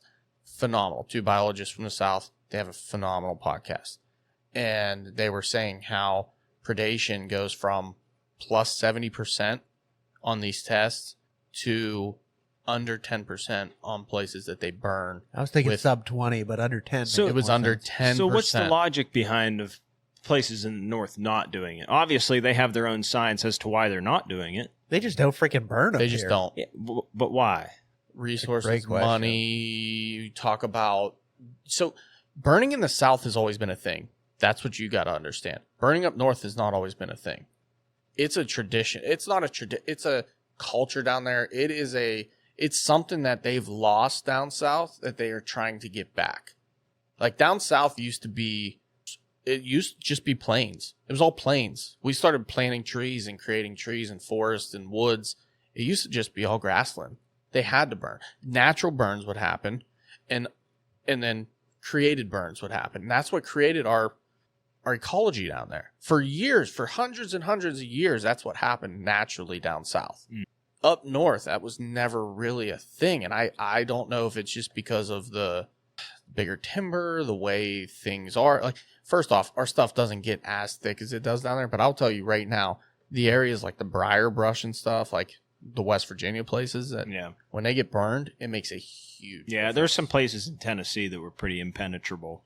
Yeah. Between the laurel and the green. And briar. imagine if they burned little sections of those every year, just picking little sections and rotating burns throughout a 5-year or 4-year rotation, what it would do to the habitat for turkeys. We talked about this before we hit record about how much habitat has created the loss of turkeys. It's number one. Yeah. I would say lack of habitat. It's not even close. Yeah. And burning is one of the best things you can do for your turkey habitat. So, like, to say that you might lose a nest or something, first off, the percentage of survival for nests right now are so low. It's amazing that we have turkeys at all. Yeah. It's insanely low. So, yeah, I don't know. But I know what it would do to take predators out of the equation. You want a nest survival, take raccoons out of the equation. Take possums out of the equation. Take snakes. Take all those out. But they're always going to be a part of the equation. But that's what I'm saying. Take them from 70% down to below 10%. How many more turkeys are going to survive? You know what I mean? I think there's just so many factors that contribute to the turkey population that you're never going to be able to pinpoint which is has the most effect on the turkey population. So you just have to, there has to be, and I don't think we've figured it out yet. No, we haven't figured it out. What's going to help the most? Do I think it's getting rid of fall seasons? No. Do I think it's getting rid of second spring tags? No. Do I think it's because think about trapping thousands of coons? Yeah. Just trapping thousands of coons? No. Right. There's got to be a cumulative effort. There needs to be a all of the above well somewhere. And not saying all of the above what you mentioned, but take 4 things that are really going to help turkeys and do all of them. And that's what's hard. And see what happens at that point. Yeah, and where does the funding I think there's just too many chiefs and not enough Indians, so to speak, when it comes to, whose opinion do we use? Mm-hmm. Because you're going to have biologists from every state, and every state's different. Sure. So, I don't know. Yeah. I just, the reducing of the tag thing is funny to me because there's such a small percentage of people that are actually harvesting more than one turkey a year that they have shown time and time and time again studies that the amount of turkey that you can take and reducing that has not helped population at all, has shown no change. Take a state like Oklahoma that's gone from 3 or 4 birds to 1, has shown 0 change. It has not affected their population whatsoever over the last 3 years since we've been there. Has not. It continues to get hurt and go down. It's something else. There's more At to that it. point. There's just so much more to it. You can't just say, okay, like the knee-jerk reactions of all these states, like closing, like Nebraska. We're just not going to have, we're going to have a limited amount of out-of-state hunters this year. We're just going to cut it off. We're going to lower your amount that you can kill. None of that's really helping, but I get it because at least they're trying. They're putting an effort for it. But that was the thing back in the day. It used to be, for Pennsylvania anyway, you used to only be able to hunt in the fall. Yeah, it was just fall turkey. So let's think about it. What's the only upland game bird that we hunt in the spring during mating season? You're going to bring it up. It's the turkey. Okay. Yeah. I made this comparison on, I think it might have been the Pennsylvania Game Commission's Facebook page. You did. I've read it. I said something about why don't we hunt grouse in the spring? You get a lot of shit for those comments, by the way, from people on there that are, I didn't read them. Good. I did. Don't. but think about it. You have a bird that is susceptible to West Nile, and predators, the same ground nest predators that a turkey would, but you're hunting them, in the fall, and the population continues to go down. You're not even hunting them in the spring. Yeah. So why aren't we hunting the grouse in the spring and not the fall? Or, there's no good correlation as to the reasoning as to why some people want to get rid of fall turkey hunting, keep spring, but then the same people that want to do that are shooting other upland birds that are pretty similar. I would say a grouse and a turkey are pretty dang similar. Well, the habitat and everything is. Yeah. It's very, very their similar. behaviors are similar. Yeah. They're not flock birds, but right. I mean, they're same nesting, same predation, same. Yeah. Plus, grouse has West Nile, but yet we're shooting males and females in the fall. Yeah. And no one raises a stink about it. Yeah. I gotta be don't know. honest too. When you pull up on a grouse, are you checking to see if it's a male or female? I've never killed. I'd love to kill one. I never killed one. I don't really hunt grouse. I've never hunted them. There was one place that I used to deer hunt all the time. I saw grouse all the time, and then they just fell off. It was like I would see 10 in a day, kicking them up, seeing them running through the timber and everything, and then just never saw them again. They just disappeared. We used to see them pretty commonly up our camp, and any more in the last few years. When was the last time you saw one? I couldn't tell you. I saw several. I mean, I can't say I haven't seen a bunch because I have. Where I've been hunting, I've been seeing a good amount. I mean, but I 10 don't. or 12 miles a day too. You might see some. Yeah. Well, but I don't know what good grouse hunting it used to be either. So because I can't say I've never grouse. I've never grouse hunted. I can tell you one thing. Regardless, there isn't an upland bird that's doing well right now. Naturally, there's no quails. There's no pheasants. There's stocked pheasants. Pheasants are stocked. If Yeah. you want to kill a pheasant in Pennsylvania, they're stocked. They're kicked out of a box somewhere. But even if you look out west, like even like Wyoming and stuff like that, like the sage grouse, Mhm. they're having a hell of a time. Yeah, And it's habitat. it's habitat. It's habitat. You know what you see more now too than you used to see? Birds of prey. Oh, totally. And what do you think they feed on? I mean, there's just so many. Like we said, there's too many variables that factor into the populations of these other animals. That Are you suggesting we should shoot bald eagles? Just kidding. Don't answer that question. no, here, let me spin one back to you. If there was a season for it, would you? I wouldn't. Only at night with machine guns. I wouldn't hunt With- bald eagles. With I would- drones. God help me. I don't think I could hunt any bird of prey. Why? Hawks, eagles. I've always had a thing for birds. I always thought they were really cool. Like, I gotta be honest. Do you Hawks, think? brought Do it you up think? this Do you season. think a hawk tastes much different than a turkey? yeah, I would. I don't think they'd be nearly as good. the You won't numbers know. could be You could reduced, try. and you would. They're always see- flying though. Like turkeys fly very. Ducks fly a lot, and people eat them. Yeah, but they're I not love as eating good as ducks. turkey. Oh, debatable. No, come on. Oh, A turkey breast debatable. versus a duck breast? I could make you. Yeah, but no. I bet I can. I'm make with. you. I had to say I'm with Chuck on this. Turkey breast is the reason Dude. that everyone takes vacation to go up and fall turkey hunt because we have a big turkey fry. Yeah. So good. I feel like I could cook you some ducks, and you'd question. I don't disagree with you. You could cook They're ducks tasty. really well. Oh, they're good, dude.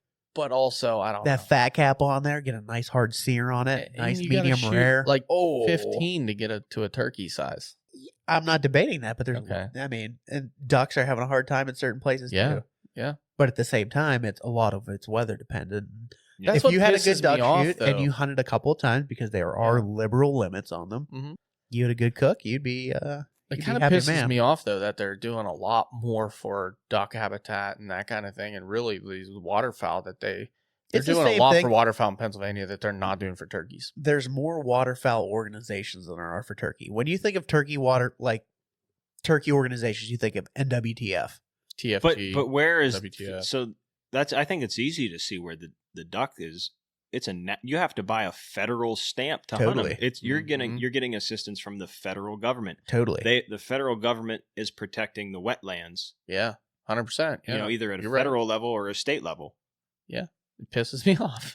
So I mean, Look a lot. it's easy to see why ducks are having Yeah. better success population than upland birds. Yeah, nobody's worried about ducks right now. Nobody's saying we're not going to have ducks to hunt in 10 years. Not true. What ducks aren't we going to have? You're mistaken. I don't duck hunt enough to I don't have either. a stake in this I don't conversation. either, but I I don't don't- duck hunt a ton anymore. I don't either, but I'm not hearing it. I love hunting ducks, Probably but 'cause I the don't mallard limit keeps going down. I will tell you that. Yeah. It's down. I mean, it used to be five. Some places it's still 5, but I mean, it's not that way anymore, man. I understand the limits and stuff are decreasing, but Because the Is anybody- populations are going down. A lot of the anybody ducks are on the really downswing. worried man. that there's going to be no mallards in 10 years. Some people are, yeah. They're crazy. I can go I kill one at actually- the school pond any day of the week. Those are tame. They're wild animals. No, they're not. They do not get raised in a pen. They're wild. We're getting away from the point here. I'm making the correlation with it, but I at the understand. same time, I like hunting both ducks and turkeys. Honestly, But I mean, let's face it though. Too, we've made killing turkeys way easier for people too. totally. I mean, look at TSS. Oh You my shoot, god. you can shoot birds up to 60 yards easy. Mhm. Farther And than then that. I don't know what makes turkeys do it, but they totally lose their mind when they see one of those strutter decoys. Yeah. And you can get away with moving and everything with those. Those have made killing turkeys so much easier. So Yeah. Can you Like- reap in Ohio? Would you reap? No. Would you? No. Yeah. We kind of feel the same way. but mainly, I don't want to get shot. I don't either. And I have more fun calling to them. That's It's my terrifying. why I to like me. turkey, and I like turkey hunting probably the most of anything is the interaction. Oh, I love seeing them work. So personally, I wouldn't reap for those two reasons. Yeah. I've put full fan decoys out before, and I've had split kind of reactions to them. I've had hmm birds run away from them, and I've had birds come in like they were going to fight them. My buddy Colton down in Tennessee had one of those strutter decoys, and I watched these birds do the dumbest thing to come in, and I shot the bird, and I was like, well, that like almost too easy. Yeah. Like it didn't feel fair. Yeah. I could see that. Reaping There was like 2 or 3 hens and a longbeard, Mhm. and those hens came running over, Oh yeah. and he came running over, and it didn't. It almost like was like one of those too good to be true video hunts. Did you have to call very much? I called to get their attention, Right. and But that once- was it. But then they were probably. We were in one of those burns. Mm. We were in a burn, right in the middle of a burn. This big cut that was burnt, and had we not had that strutter decoy, there's no way those turkeys were coming over to where we Yeah. were. No Yeah. kidding. Yeah. No way. That's interesting. Seen them work that way. I could have done it legally in South Dakota, but there ain't no way in hell I was carrying one around. No. That's the South main Dakota. thing with the way I hunt. Like, there's no way I'm carrying a sack of decoys. Do you hunt with decoys at all? Occasionally, I mean, there's a spot in Ohio where I hunt where I only have permission to hunt this field. So Mhm. if I go and walk down the edge of this field and try to call the birds out of the woods, You need to draw them to something. what are they going to come Yeah. out in the field if they come out and sit there 20 yards off the edge of the field and say, well, there ain't nothing out there? They don't see Yeah. anything. Yeah. Yeah. So like you kind of get handcuffed into certain times. But and another time I tried using them was with Chad. When I started hunting with him, I used them up in the big woods, trying to see if they would just hang out in front of the camera a little better. But they don't. I don't like using Yeah. them in the timber. The only time that I like Yeah. using them is open, like you were just talking Mhm. about. I feel like, just from personal experience, having decoys out in the timber, almost every time I've had birds come in and I've had decoys out, they booger.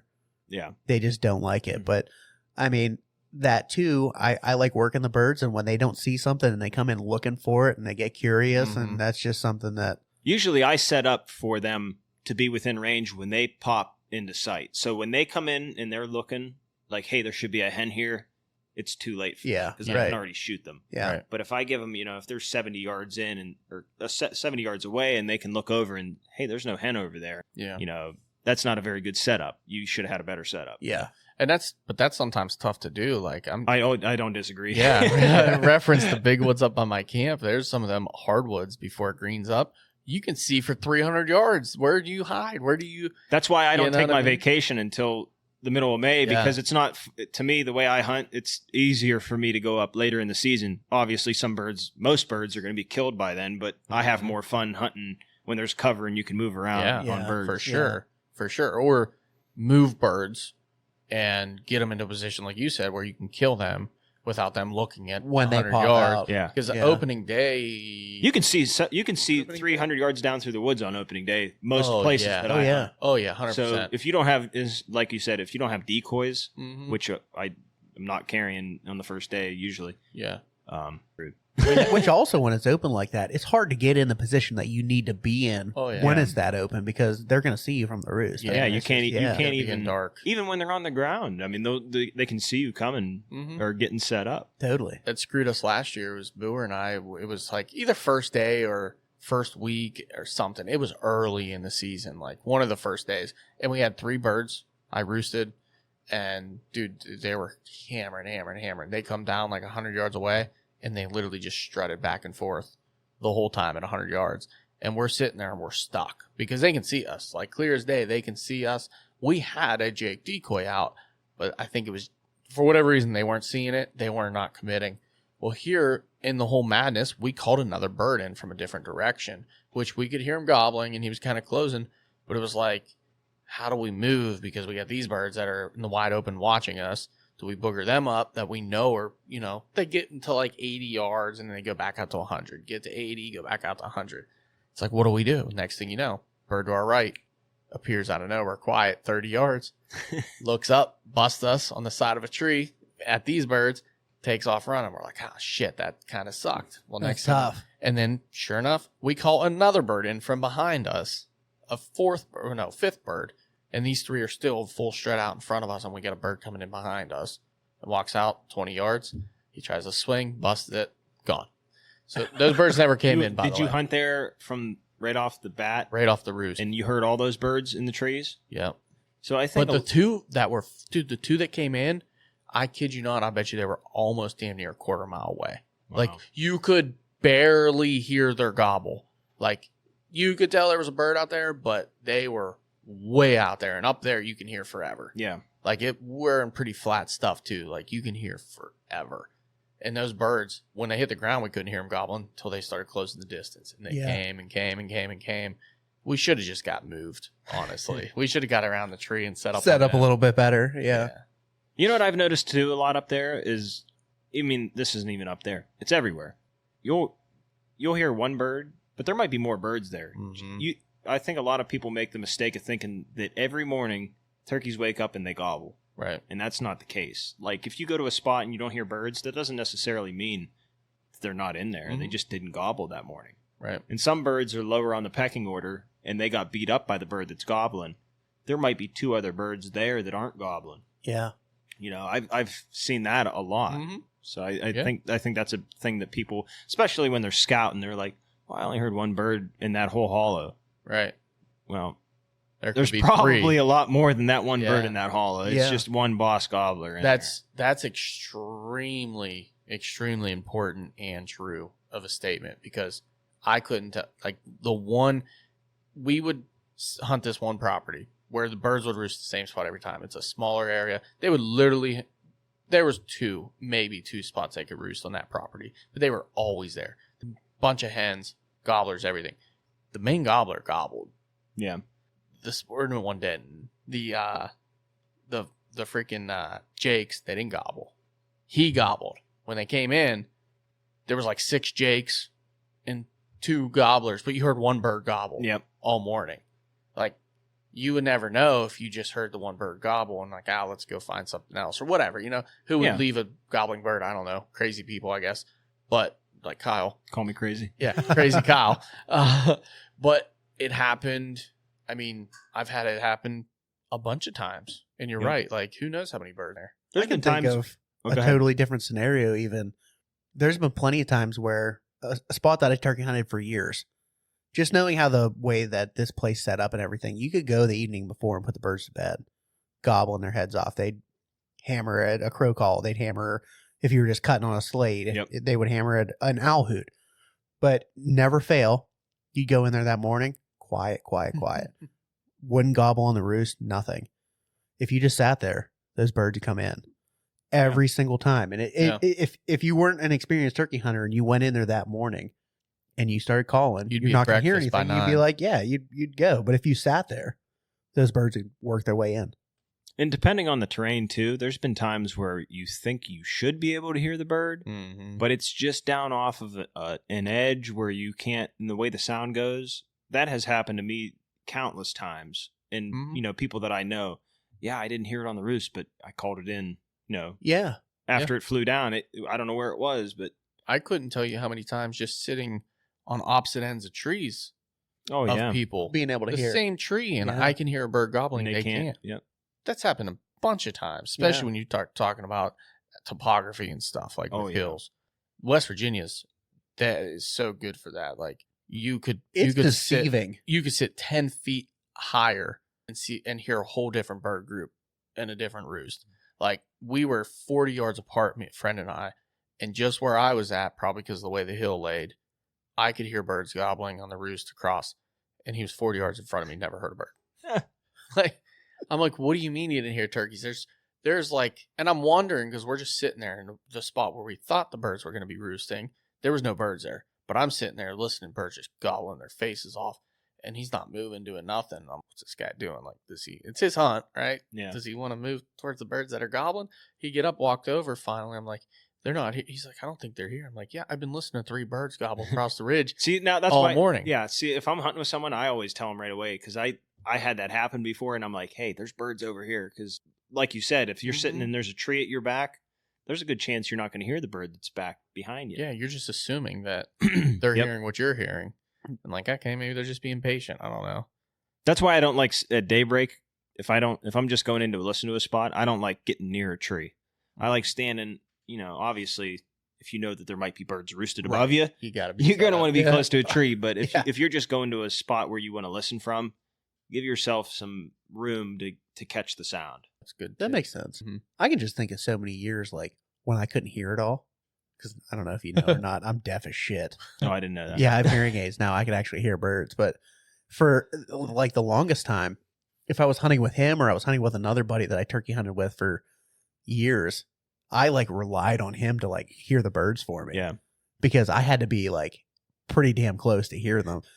And I can't think of how many times, because I hunt alone a lot. Yeah. Can't think of how many times I was walking ridges trying to strike birds.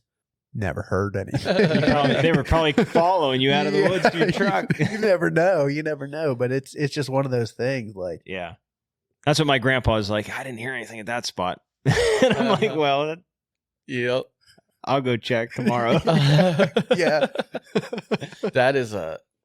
That was a fun topic from a podcast I was listening to the other day. They were talking about how the older generation, all they want to talk about is how there ain't no turkeys around no more. And there ain't this, there ain't that.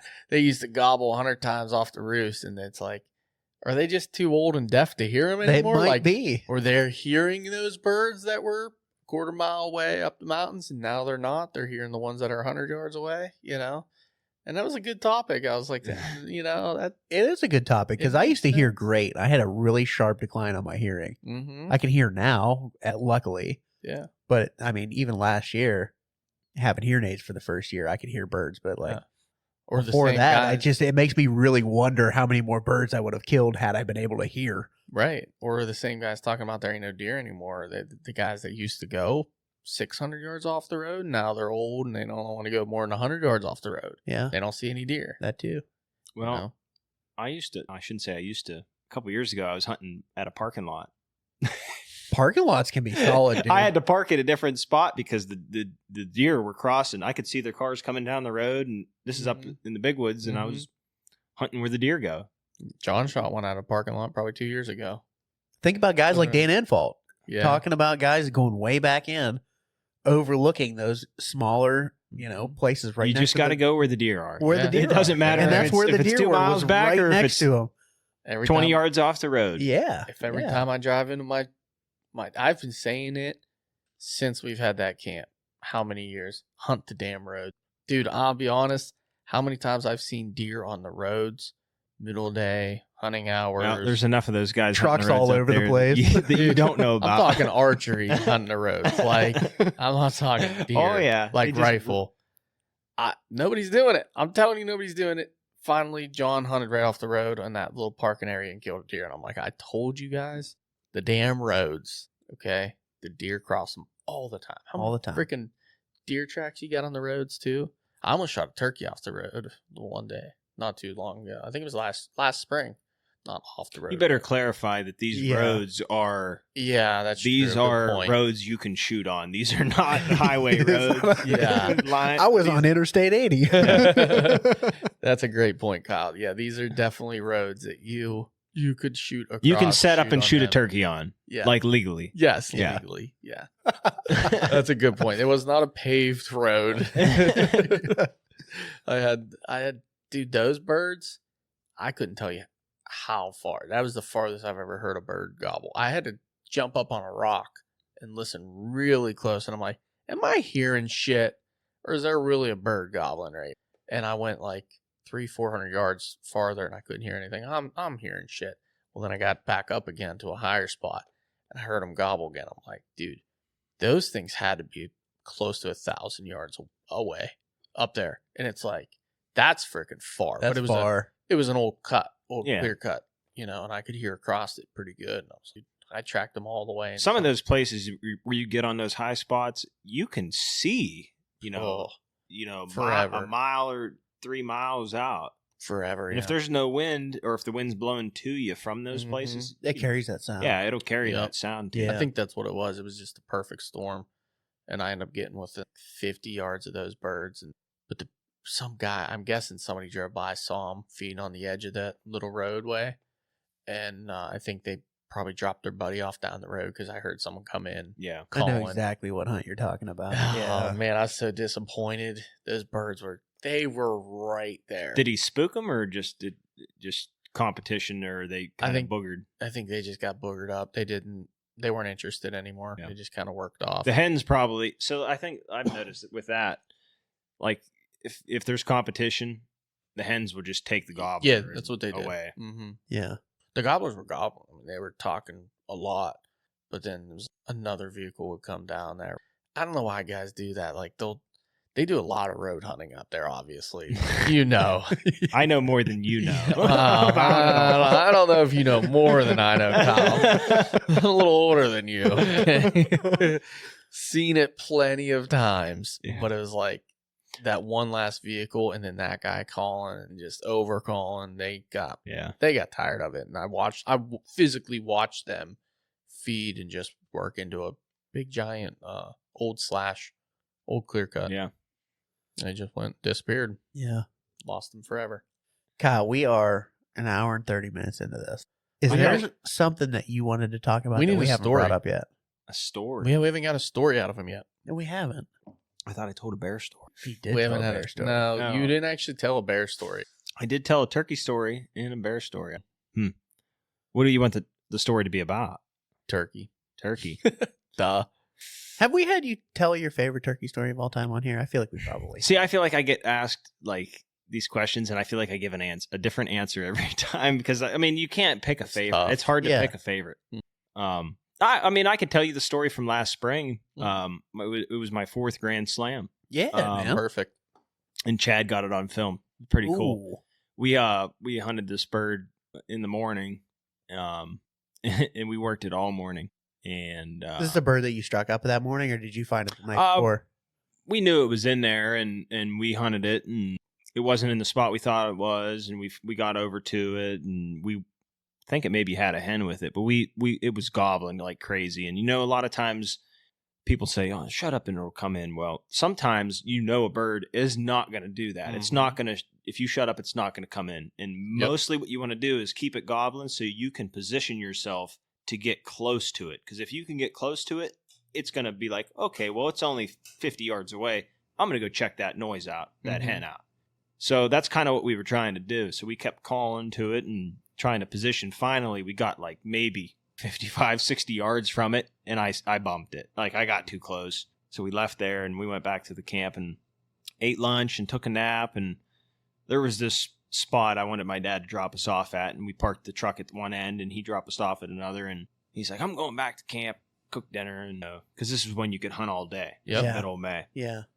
So Chad and I go walking up in there, and I was telling him how my great grandpa used to deer hunt. They used to deer hunt back in this spot all the time, and I said, I got my my 3rd Grand Slam back in here. I capped it off. I shot a bird on the first day, and Chad, it'd be pretty cool if you did it again. We're walking back in there, and I make a call, and we thought we heard a bird gobble. It was like way off, or it was real muffled. Leaves were on and stuff. So we stopped, and we're standing there listening, and I make another call, and I'm like, that was for sure gobble. And it was a little bit closer. Maybe walk like a little bit back 15, 20 yards towards it and call again. And now you could tell that bird's on its way to us. So we're scrambling now. We head up into off this little gas well road. We head up into the woods, and we get up onto this little bench. So the turkey now is down below us. So it's like kind of perfect. We're set up above it. It's going to wrap around the bench below us. And if it wants to come take a look, it's going to wrap around and come up and be within 25, 30 yards. And that's exactly what it did. Ooh. Love Yeah. when that happened. Yeah, it was totally cool. I mean, the leaves were real crunchy. You could hear this turkey walking from 100 yards away. Like it was like a picture perfect hunt. Yeah. It was like, I feel like it was like 5:00 in the afternoon too. And this bird come in screaming. It had a hen and a jake with it. And then the hen yelped a few times, and you could hear him coming up and spitting, drumming, and yeah, it was pretty sweet. And then when he came up, when you get in a situation like that, you don't have very long to make your decision whether you're going to shoot it or not. So, yeah, he popped his head up, and I saw the beard, and I saw the head, and I was like, well, it's now or never. So I shot, and I saw 2 other turkeys take off flying, and I was like, well, that's good, because the one I was shooting at didn't fly. And I walked over there, and he was flopping right there. Nice. That was a pretty cool feeling. I mean, and I remember leaving camp the following day. I mentioned to my dad, because my wife was 8 months pregnant. I was like, man, I know I'm going to have a kid next year. I said, the odds of me getting another Grand Slam are probably pretty slim. And my dad goes, well, you never know. Mm-hmm. Yeah, that's true. You never know. And the very next year, this year, Here we are. It's lined up again. All I need is a spring turkey. Unreal, man. I know. It's wild. But like I said, there's always been team effort. And every one of these Grand Slams there's been someone with me, someone helping me along the way. Yeah. I just find it crazy. Like there's guys that hunt everything in Pennsylvania, year in, year out. They've never even been that close to it. You've got 5. Well, you're coming up on 5. Yep. Dude, that's impressive. I'm batting 500, 5 in 10 years if I get this one in the spring. That's pretty good odds. What have you been hunting for 10 years? Bear? Oh, I'm just saying from 2000, the first year I got one, first year I got a Grand Slam. Oh, I see what you mean. Yeah, 5 within 10 years. Yep. That's why when you said 10 years, I was thinking 10 total. That's why I was thinking. You obviously have been hunting deer for longer than 10 Well, years. Turkey longer than If you 10 want to years. get technical with it, I should have 8 Grand Slams. There was 2 bear. The first 2 years I bear hunted, I missed 2 bear that we ended up getting. And another bear I didn't get a shot at. It was 60 yards away from me. It would have probably been my biggest bear. Yeah. Yeah, I didn't get a shot at it through the brush. Every time I'd pick my gun up, I couldn't get a shot. Is it always the bear that holds you back, or has there ever been a year that you missed a Grand Slam and it was not the bear? No. Ooh, Yeah. good question. Good question. No. And it's to a certain extent, it starts to get like stressful, if that makes sense. Like when you get your bear, like the bear is probably the hardest. Oh, Right. definitely. Oh, So when you get your bear, sure. you're like, and you don't have your buck yet, you're like, man, I better shoot straight rifle season. I gotta buckle down. Oh, Yeah, man. anything illegal is going down. Yeah. It's not in to be at that point where you still got to shoot a buck and rifle too. That ain't always easy to do. No, that's tough. Well, that's why last year, that's how I was. I had a rifle hunt, and I was, I'm like, man, if I kill a bear and don't kill a buck, like I'm gonna be kind of mad at myself. So my little brother killed a buck that opening morning, and my dad and my grandpa were going over, and he was just across the hollow from me, and I could hear them on the radio. They were, talking about where they were at and getting out, and I'm standing down at the bottom of this hill, and then this buck comes down chasing a doe, and I'm like, you got to be kidding me. right down to me. I shot it, and they could hear all the shooting going on, and they knew that was me down there. Mm-hmm. And I could hear him, that was Kyle. I said, all I need is a spring turkey. I said it on the radio. Do you need help getting that buck out? I had, let's put it this way. I needed a lot of help getting that one out. It was a bad spot. Yeah. Oh, yeah. That's typically where you need to go if you're going to kill one. Oh, Yeah. man. in Yeah. rifle season. That's awesome, man. Yep. But that's like getting back to the whole camaraderie thing. Like we hunt like wolves. If you really want to if you want to compare it to something, like we have no fear of where we're gonna go because you're gonna have help to get whatever you're getting out. Yeah. My buddy Sam has always said, kill the deer. We'll figure out how to get them out. Yeah. Exactly. I agree. He's with always that. said that. And because I've told him before, like we were way back in, and there was a doe across this creek. Like, it's a big, deep creek. I'm not going to just cross this thing. And I just let it walk. And he's like, next time, pull the trigger. We'll figure out how to you'll get get that it deer out. Yeah. And I'm like, no. Buddy, we're like a mile and a half back. If our And- group could get a 900-pound bear out, Yeah, I get you that. could get anything out of the woods. I love that story. It's too. kind of That's like- it's kind of the extent of what's worth it or not. Right? Yeah. Is a little 80-pound doe worth it, or is a 900-pound trophy bear worth it? Because that's worth it to me. you cut that lady up and you throw her in a backpack and you go like hell. Huh? Anymore, I would. Yeah. Yeah. Back then, I didn't have this resource. Anymore, I'd definitely do that. Pack them up in a heartbeat. Oh, I'm gonna yeah. do that a lot more. Oh, absolutely. A lot. I wish we'd have done that on a few deer. Gee, Oh, you ain't kidding, bud. yeah. Yep. I think if there was a lot more camaraderie and less selfishness and greediness in hunting in general. Yeah. It'd be a lot better, It's atmosphere. tough to, like, let's be honest, a lot of hunting, archery hunting, should say, it's pretty selfish. It's a lot of one-on-one time. It is. It's a lot of one-on-one time with you and nature and a tree. To an extent, it does get that way. And if you're after something, if you're trying to chase and kill big animal or mature animals, it can be tough to accomplish that, Yep. with people. That's why I like being at camp. Even if we're all going our separate ways and hunting different spots, you're all coming back to the camp. Or you're going to help each other get Right. whatever you get You're out. tracking deer for this person, for that person. You're dragging deer out for this person. 2 or 3 people might be over here. 2 or 3 people might be over here helping this person. At the end of the day, you all come back to one camp, one fire, telling Yeah. stories. That's what it's all about. And I think man. too many people miss out on that. Mm. Like if you grew up hunting and the only hunting you knew was, I have to get this big buck this year, or it was a failure. I think that is probably the worst mentality to have hunting. I would agree. It should be more about you and your family and friends' successes than Yeah. it is about just getting that one trophy animal. And gaining that experience and learning. Yeah, along I the mean, way. think that's about just- it. Yeah, you're gonna have these stories every time you go. Like you go see these family and friends. You're gonna have those stories that you're gonna talk Mhm. about forever. Yeah, totally. And now you're carrying a camera and you'll be able to watch them with those friends Yep. and family. That's so cool. Yeah, I'm excited for that. Good way Heck to yeah. circle that back. That's right. Well, Cowboy, we didn't get to argue about anything on this one. It's unfortunate. Next time. Next time. How do you feel about double barrel crossbows? Jesus. I wish they would add a third, a triple barrel. Triple stacker. Triple stack. Oh, man. Let's wrap this thing up. I got you. Kyle, appreciate you, buddy. Yep. Thanks for having me, guys. I'm glad we got to finally do it in person. Heck yeah. Thanks for coming in, staying up late with us. Yep. It's a school night, so I know. Yeah, it's all right. We all need to sleep. we do. Go ahead and shout out ANF again, man. Tell them where they can find Yeah. them, everything, all that Yep. fun stuff. You can find us on Instagram or Facebook, ANF Custom Calls, or our website, www.anfcustomcalls. And we're selling calls, $8.99 a call, plus tax and shipping. And yeah, like I said, be on the lookout for us dropping that new honky hen. I'm kind of excited Wait. about it. It sounds Yeah. pretty good. Got I me can't on wait. the edge.